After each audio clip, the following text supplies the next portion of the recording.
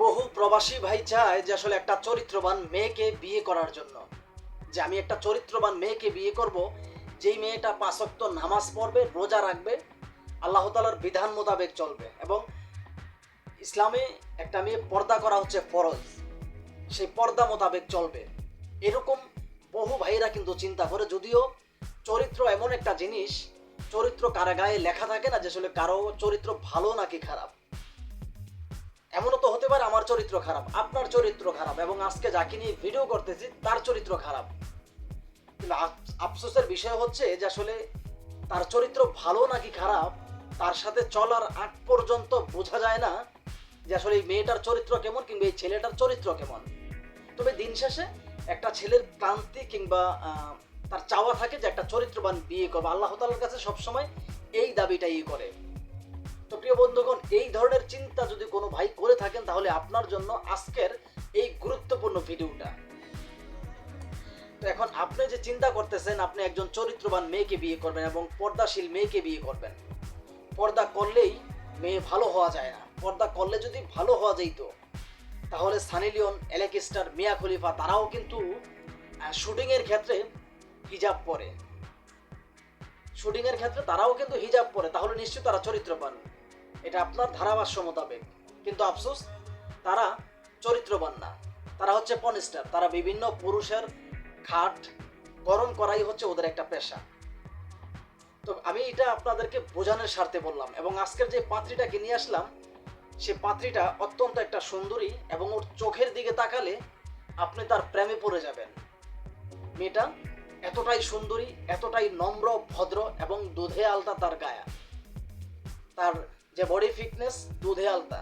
এই মেয়েটাকে যদি কেউ বিয়ে করেন আপনার ঘরে এক্সট্রা কোনো আলোর প্রয়োজন হবে না। মেয়েটা এতটাই সুন্দরী।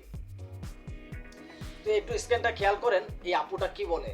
তো প্রিয় বন্ধুগণ, সবাই কেমন আছেন? আশা করি সবাই ভালো আছেন। দেশ ও প্রবাস থেকে যারাই এই মুহূর্তে ভিডিওটি দেখতেছেন, আমার পক্ষ থেকে রইল আপনাদের জন্য আন্তরিক মোবারকবাদ। আমি চাই আপনারা ভালো থাকেন, যে যেই দেশেই থাকেন না কেন, যে কাজই করেন না কেন, আপনারা যেন সবসময় ভালো থাকেন। আল্লাহ তাআলা রব্বুল আলামিনের কাছে এই প্রার্থনাই করি, প্রিয় মালিক যেন আমার দেশ এবং প্রবাসের ভাইদেরকে সবসময় সর্বদা ভালো রাখে। বিশেষ করে প্রবাসের যে ভাইরা আছেন তাদেরকে যেন আল্লাহ তাআলা বিশেষ করে ভালো রাখে। কেননা এই প্রবাসের জীবনে একটু অসুস্থ হলে দেখার মতো মানুষ থাকে না, একটু মন খারাপ থাকলে নিজের সন্তানকে বকে নেওয়া যায় না, মা বাবার কথা চিন্তা করলে তাদেরকে একটু মন ভরে দেখা যায় না, তাদেরকে ধরে একটু কান্না করা যায় না। এই প্রবাসের নামের জেলখানাটা হচ্ছে এতটাই ভয়ঙ্কর। তো এই জন্য বললাম আল্লাহ তাআলা যেন আমার প্রবাসের ভাইদেরকে বিশেষ করে ভালো রাখে, তাদেরকে যেন নেক হায়াত দেয়, সকল প্রকার বিপদ আপদ থেকে যেন আল্লাহ তাআলা কুদরতি হাতে রক্ষা করে। তো প্রিয় বন্ধুগণ, স্ক্রিনটা একটু খেয়াল করেন এই পর্দাশীল আপুটা কি বলে, তারপর আমার বাকি যে মূল্যবান কথাগুলো সেগুলো নিশ্চয়ই আমি বলবো। যদি আপনাদের মনে হয় যে আসলে এই কথাগুলো গুরুত্বপূর্ণ না, এই কথাগুলো অযথা, মিথ্যা, বানোয়াট, তাহলে আমার কমেন্ট বক্স খোলা আছে, একটা গালি দিয়ে যাবেন, আমি রাগ করব না। যদি মনে হয় যে আসলে এই কথাগুলো যুক্তিসঙ্গত, তাহলে নিশ্চয়ই লাইক করবেন, কমেন্ট করবেন এবং কি চ্যানেলটি অবশ্যই সাবস্ক্রাইব করবেন, কারণ এরকম নিত্য নতুন ভিডিও আমাদের ইউটিউব চ্যানেল এবং ফেসবুক পেজে প্রতিনিয়তই আপলোড দেওয়া হয়। এবং পাশাপাশি ভিডিওটি শেয়ার করে অন্য আরেকজন মানুষকে দেখার জন্য, সচেতন করার জন্য সাহায্য করবে এই ভিডিওটা। তো দয়া করে স্ক্রিনটা একটু খেয়াল করেন এই সুন্দরী আপুটা কি বলতেছে। বয়স্ক নারীর সাথে সম্পর্ক করতে আপত্তি নাই, এমন একজন পুরুষ চাই, ভালোবাসা, সাপোর্ট সব দিয়ে পুষিয়ে দিব। আমি ঢাকা বিশ্ববিদ্যালয় থেকে বিবিএ করা মেয়ে, বয়স এখন 43, চাকরি ছেড়ে দিয়েছি, 2টা ফ্ল্যাট আছে, নিজের একটা ভাড়া দেই, আরেকটায় থাকি, মেয়েদের বিয়ে দিয়ে দিয়েছি, স্বামীকে হারিয়েছি 8 বছর। এই একাকিত্বের জীবনে কেউ আলো হয়ে আসুক, এটাই আমি চাই। দেখেন, একজন মেয়ে বিয়ে করবে, তার সক্ষমতা আছে, সে একজন স্বামী রাখতে পারবে, তার সক্ষমতা আছে, সে বিয়ে করতে পারবে, সমস্যা নেই। একজন পুরুষ চাইলেও কিন্তু বিয়ে করতে পারবে। কিন্তু মেন বিষয় হচ্ছে যখন এই ধরনের ভিডিওগুলো কিংবা এই ধরনের পিকগুলো তৈরি করা হয় শুধুমাত্র মানুষদেরকে ধোঁকা দেওয়ার জন্য, ওইটাই হচ্ছে সবচেয়ে বড় প্রবলেম। আশা করি বুঝাইতে পারছি। এবং যেই মেয়েটার বয়স 43 বছর এবং সে ঢাকা বিশ্ববিদ্যালয় থেকে বিবিএ করা মেয়ে, কতটা শিক্ষিত এবার চিন্তা করেন। এবং ঢাকাতে 2টা ফ্ল্যাট আছে। সে কখনো গরিব বেকার কোনো ছেলেকে বিয়ে করবে না, এটা আপনি কনফার্ম ধরে রাখেন। গরিব কিংবা কোনো বেকার ছেলেকে বিয়ে করবে না, এটা আপনি কনফার্ম ধরে রাখেন। এবং এই যে মেয়েগুলো তারা কি করে জানেন, তারা শুধুমাত্র মানুষদেরকে ধোঁকা দেওয়ার জন্যই কিন্তু এই ভিডিওগুলো তৈরি করে বা এই পিকগুলো ক্যাপশনগুলো তৈরি করে।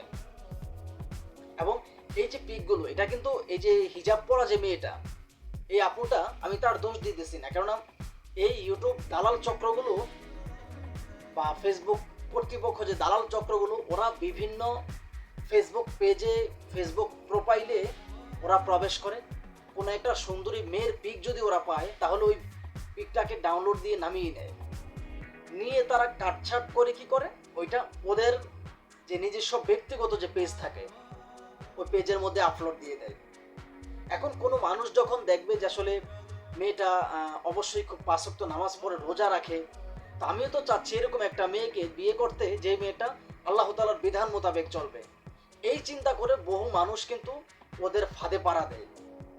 আর আপনি যদি নিজের ইচ্ছাকৃতভাবে ওদের ফাঁদে পাড়া দেন, তাহলে আপনি ফকির হবেন, এটা আমি গ্যারান্টি দিয়ে বলতে পারি। কেন বললাম জানেন কথাটা? বিষয়টা হলো, ওদের ফাঁদে যে আজ পর্যন্ত যেই পাড়া দিছে তারাই ফকির হয়েছে। এরকম 100 থেকে 150 মানুষের সাথে আমার কথা হয়েছে, যারা প্রতিনিয়ত তাদের সাথে আমার কথা হয়, প্রতিনিয়ত প্রতিদিন তাদের সাথে আমার কথা হয়। যেমন কেউ বলে আমার 5 লক্ষ টাকা খাইছে, কেউ বলে আমার 10 লক্ষ টাকা খাইছে। এমন লোক দেখছি আমেরিকান, ইউএস এর পাসপোর্টধারী, ওই দেশের নাগরিক, যদিও বাংলাদেশের বংশগত, ওই লোকের কাছ থেকে 21 লক্ষ টাকা খাইছে।